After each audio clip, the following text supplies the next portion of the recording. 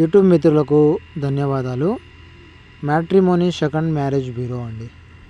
మీరు మీ భార్యతో పడక సంసార జీవితం సాగించలేక విడాకులు తీసుకొని మనశ్శాంతికరమైన జీవితం గడపాలి అనుకున్న వాళ్ళకి మా మ్యారేజ్ బ్యూరో ద్వారా రెండవ పెళ్లి సంబంధం చేయించబడును.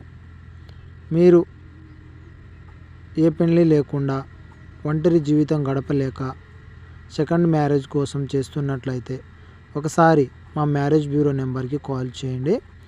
లివింగ్ రిలేషన్షిప్ మా ప్రత్యేకత.